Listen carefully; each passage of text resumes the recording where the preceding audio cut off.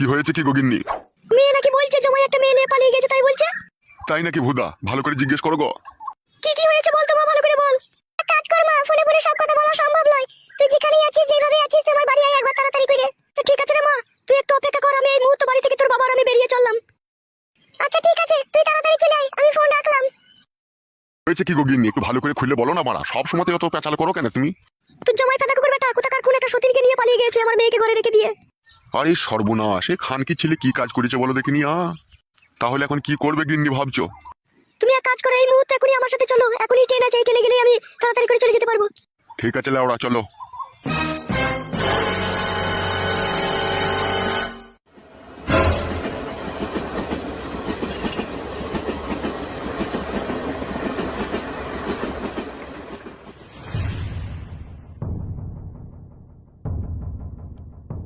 হ্যাঁ রে মা, বলতো কেন সে ফেদা কুকুর বেটা তোকে ছেড়ে দিয়ে চলে গেল? কি হয়েছিল একটু বলতো মা খুলে।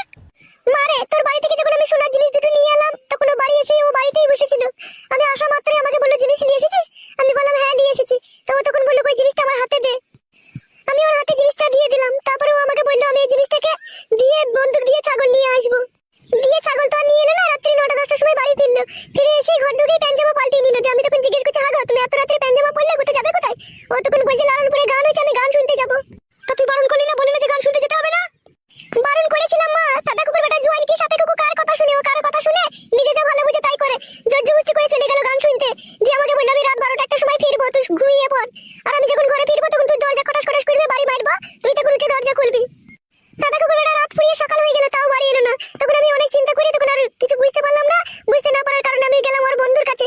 ওর বন্ধুকে জিজ্ঞেস করতেই আমাকে সমস্ত কথা খুলে বললো। কি কথা খুলে বললো?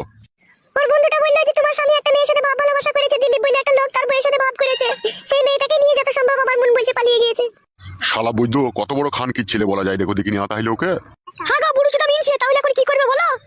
এখন আর কি করার আছে? এখন তো হরাম করে থানা পুলিশ করলে তো হবে না, পরে তো আবার আমরা ফেসে যেতে পারি। তাহলে কি করবে বলো?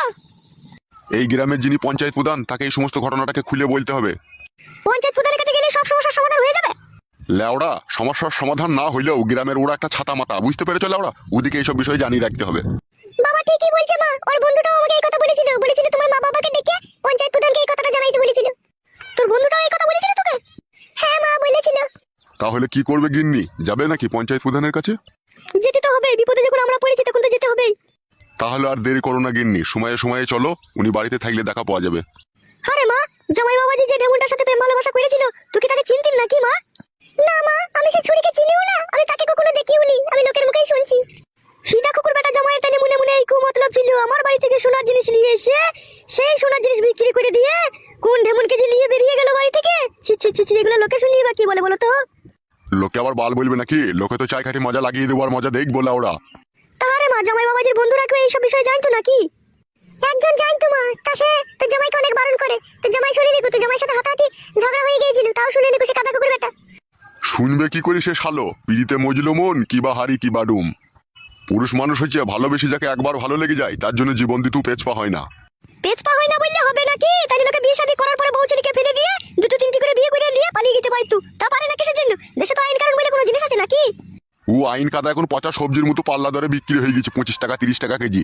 যার কাছে টাকা থাকবে, যার কাছে পাওয়ার থাকবে, তার দিকে আইন থাকবে লাউড়া। আমরা গরিব মানুষ, আমাদের কাছে সততার কোনো মূল্য নেই, আর সত্যর কোনো বিচার নেই। কোফেদা বেশ ঠিক আছে, চলো একবার পঞ্চায়েত প্রধানের কাছে চলো, উনি কি বলে একবার দেখা যাক, চলো। এসো।